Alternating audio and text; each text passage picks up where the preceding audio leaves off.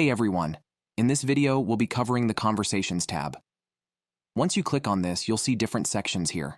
Let's break them down and then discuss them individually. So in the first section, we see all the conversations.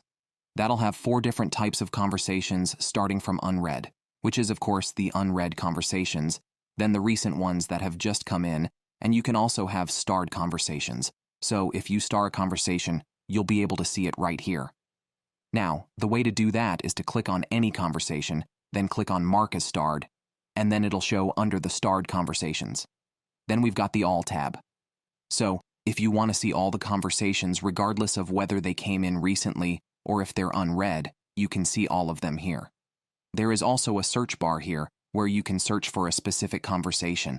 And right next to that is where we've got this filter icon. You can actually filter the conversations based on different things, like the message direction, as well as the message channel. If you're going to apply a filter, just select your criteria and hit apply. And if you want to go back and clear the filters, just click on that one more time, click on clear filters, click apply again. And that's it, the filters have been removed. The section to the right is the view pane, where it maximizes the selected conversation. So when I select one, it shows the phone number on the top. There are also a few options like archiving it, starring the conversation, marking it as read, or even deleting it. You'll also see the activity type drop-down selection, but I'll jump into that a bit later. Now, if you look downwards, you'll be able to see when the conversation started as well as the conversation history with the timestamps. Now, if you want to send an SMS to this lead, all you have to do is click on SMS at the bottom, and it'll maximize this window so you can type in your response here.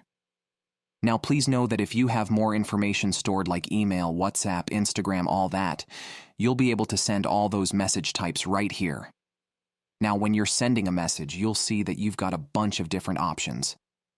The first one is attaching files where you can upload documents if you need to. You can also insert emojis to make your messages more visual and insert templates like snippets or text templates. Once you click on using a template, it'll automatically populate the text, saving you tons of time. Another thing you can do is request a payment right from the Conversations window. Please know that the contact must have a name before you start using this feature. So let's go ahead and try it out with another user. I'm going to pick this one right here, and then if I try to request payment by clicking on the $ icon, you'll see that it allows me to send a payment request. You can easily add your line items as well as define the price and then also set an invoice due date. And once you click on copy link and mark as sent, it'll add a payment link with their name as well. And then it's just a matter of clicking on send. Now, as you can see, this user does have email information saved as well, so we can either send them an email or an SMS.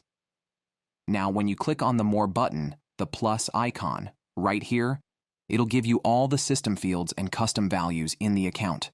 So you can use things like contact first name if you need to. If you click on that, it'll automatically populate that here. And you can even use more custom values like appointments, start date and time if they do have an appointment booked. Now, when you want to send a message, you can either send it right away or you can click on this timer icon and it'll allow you to schedule your messages, which is pretty cool if you need to send it at some future date and time. Alright, so now if we have a look at the right sidebar, we've got these 3 little icons here. Starting with the first one, we've got contacts. So when I click on that, it'll actually display the contact information of the lead you're talking to. So you can see multiple details like their contact information, their tags, as well as what workflows they're currently in. You can also add or edit their name from here if you need to. Then if you click on the calendar icon, this is for appointments. If you want to book a person right away from the chat, you can click on Book an Appointment. And then it'll bring up this pop-up where you decide what calendar you want to book them in, and then you can also put in the appointment title, like a discovery session, and then decide the date and time. Once you're satisfied, just click on Book an Appointment. And then it'll generate an appointment for that person. After successfully booking the appointment, you'll start seeing them under upcoming appointments. You might also notice that the appointment details updated and will also be mentioned in the conversation history. No need to worry because this is not what's going out to the customer. This is an activity type. So now back to the activity type, drop-down selection. So if I click on that and I filter it only for the SMS, you'll notice that now it's only displaying the messages that have gone out. Clicking on all will show you the activities as well. And anything that is marked with this icon is just an activity, which is for your view only, and it's not being sent to the customer. The only things that will go out are the messages or emails that would be a part of the automation sequence for booking an appointment. The last option in the sidebar is the opportunities icon. Let's say you want to add them to an opportunity or a pipeline. Clicking on that will give you this pop-up where you can actually decide what pipeline you want to add them to, as well as decide the stage. So let's say if you want to move them to booked appointment, you can do so. You can also define the value, assign owners and followers, and also add some more information like tags, business name, and opportunity source. Another option is to add or manage fields. You can also add custom fields to these opportunities. So if you click on that, it'll actually take you to the custom fields menu. And here, let's say if you want to add another field, which is not in the system right now, you can do so by selecting the type of input you'd want. For example, if I want to add an age custom field, what I'll do is select the number right here, click on Next, and then I can define age here. Add them to the group contact, and then hit Save. Once you've created the custom field, it'll appear right here. You can also use it in the opportunity section. Now, going back to conversations, you'll see that we also have a menu up top. So we'd selected the conversations area before.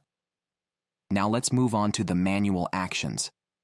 Now, manual actions are certain actions that you decide in your workflows. So let me show you an example real quick. Let's say you have an automation where you have a manual action. So there are two manual actions right now, which is a manual action to SMS or a manual action to call. So what it basically does is it creates an alert or a task for you that, hey, this person has come in and you're supposed to call them as soon as possible. So these are the kinds of actions that if you create and somebody passes through them, you'll see them under manual actions for yourself. So let's test it for one of our users. And I'm going to hit test right now. And let's see if it does appear in the manual actions.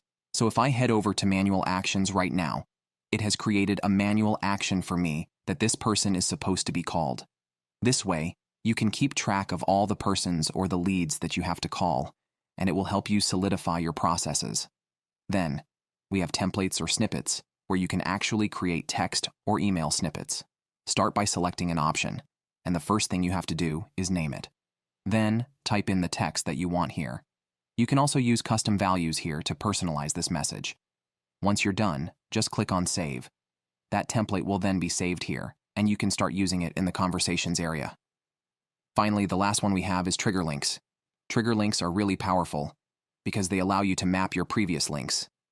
Then, when somebody clicks on a link, you'll be able to track it, as well as build automations on top of it. So, if you want to create a trigger link, all you have to do is click on Add a Link, then paste your URL here where you want to track if people click on it, and then you can name it and click Save. Once you've done that, let me show you what you can do with automations using trigger links. For example, let's say we create a new workflow. So what I'll do is click on Add a New Trigger, then in the search triggers, I'll search for trigger link clicked. Once I click on that, you have to click on Add Filters, and then select the trigger link. Then choose the trigger link that you want to test. Now, if you remember, we named it Test, so I'm just going to choose that one and then hit Save. Now, let's say somebody clicks on that link. This automation will start. And here you can actually decide a different set of actions. So you can add a tag to that lead if you want to categorize them better. And then you can also perform more actions, like maybe sending an SMS and thanking them for opening that link or whatever was inside that.